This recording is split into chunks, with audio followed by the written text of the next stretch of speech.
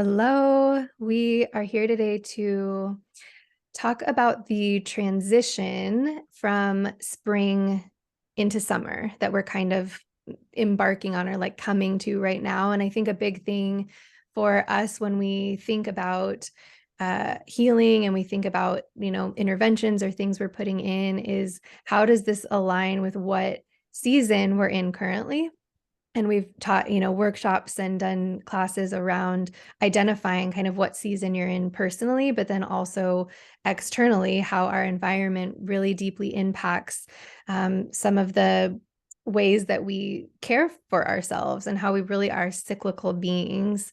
And sometimes when we're just going full speed ahead and, say we're always kind of like in a summer, we don't take the time to just pause and think, what does this shift in season externally mean for me internally? We can get ourselves a little bit out of balance. So we just wanted to check in today as we were transitioning from spring into summer, just to tap into how do we relate to that change. For some people, it's very exciting. For some people, it's like dread with the heat and everything. So just spending a little bit of time checking in on that and then identifying 3 ways that we can help our bodies transition into this season.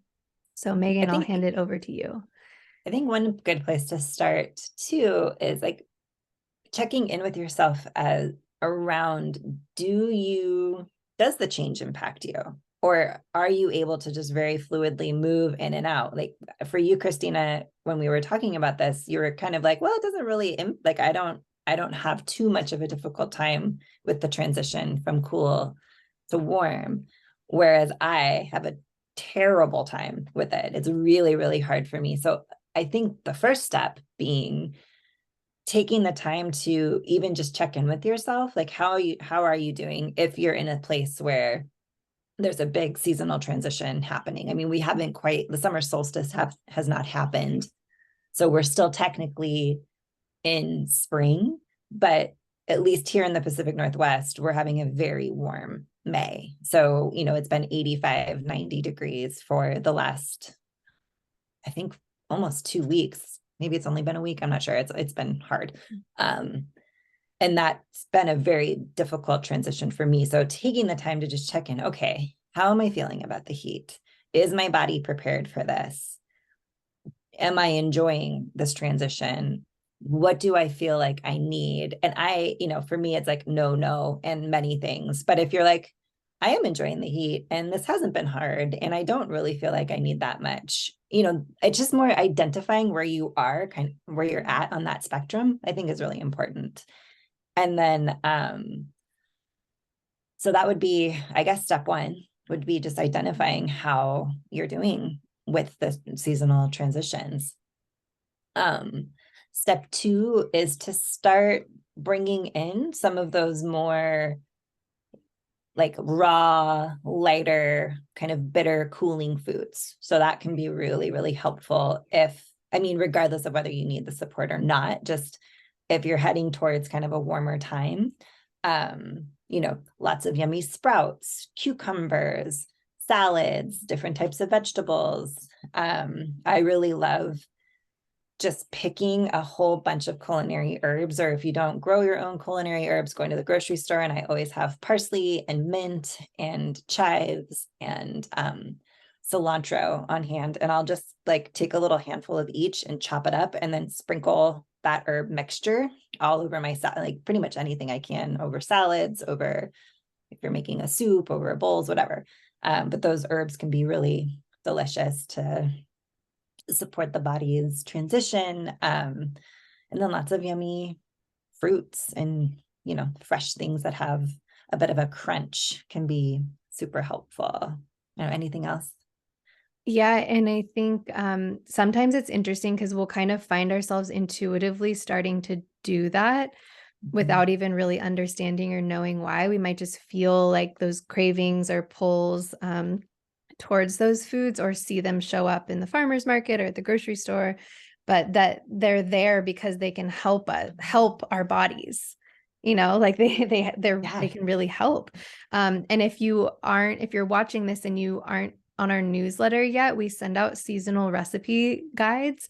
So make sure you sign up at the link below, and then you can get our seasonal recipe guides to just help you. And once you start doing that, because for some of you or some people at certain times it may not feel intuitive, but if you can start kind of doing that, then eventually it will, and you will kind of know which foods are your allies at different times. Because I know I work with a lot of people with chronic health issues and autoimmunity and things like that, and summer and the heat can be like an Achilles heel time sometimes of triggering more flares or like reacting to heat and whatnot. And so having these tools and like inputs with food that we can use on a daily basis, and herbs and even teas, can be really, really, really helpful.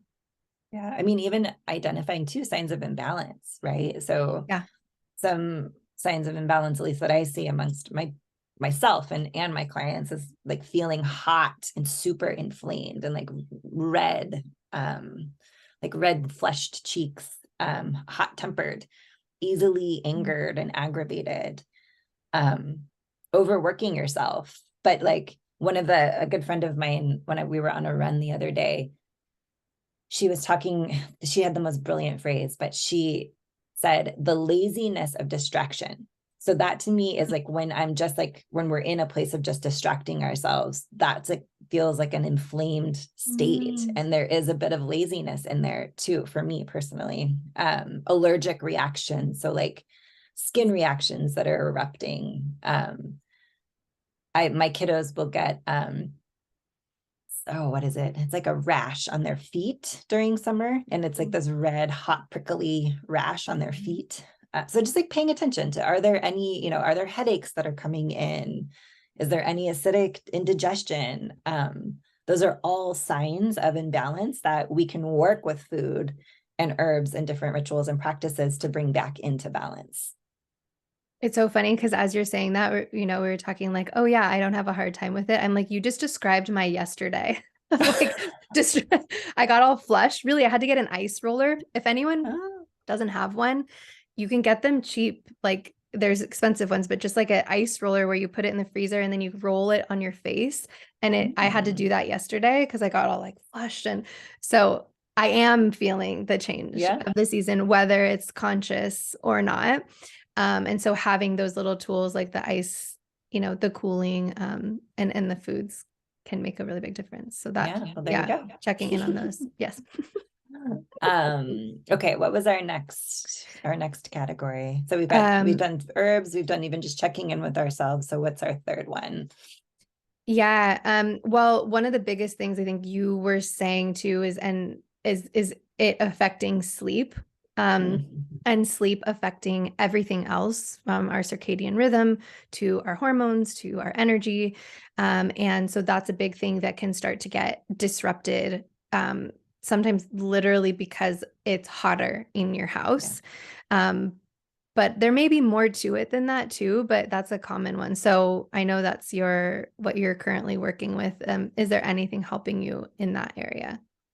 I mean, the biggest thing is making sure I have plenty of fans. We don't have air conditioning in our house because in the Pacific Northwest, we're still like new to this idea of heat, I feel like. So I've got fans blowing. I've switched over to linen bedding, making sure that, you know, you're bedding, like paying attention to how many layers you have on your bed is really key, especially if you are feeling uncomfortable because of the heat, which is I mean, I deal with it all night long. It's hard. Um,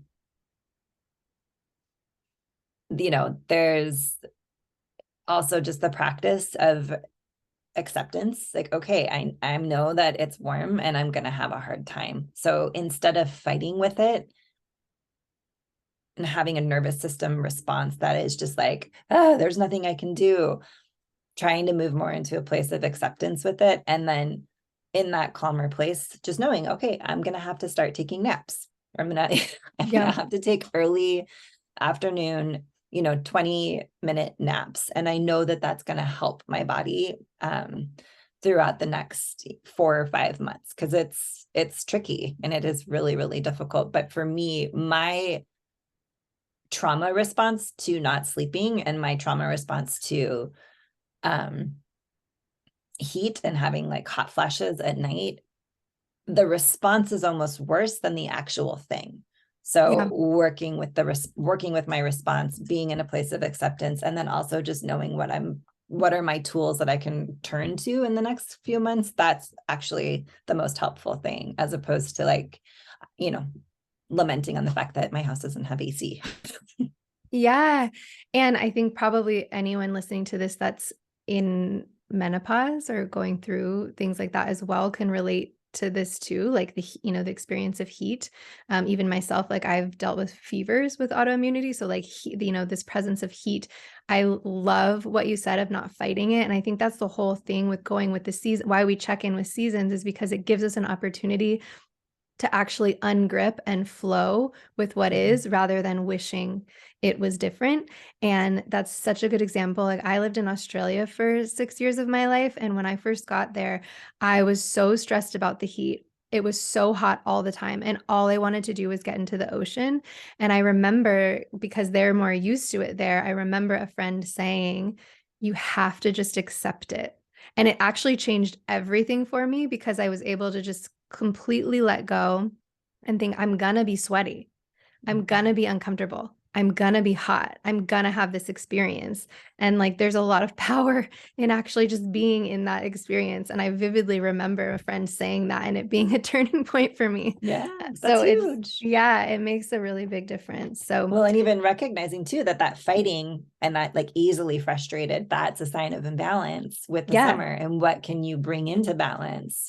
That would be like breath work or swimming or different rituals that, there's so many different ways to, if you're seeing a sign of imbalance, it's like putting it on the table and looking at, okay, what's the opposite? What can I do differently? And it's going to be very bio-individual. But that's part of the work that we get to do in our one-on-one sessions too with our clients. yeah, absolutely. So let us know in the comments too, what are some of the things that are helping you as you transition through this?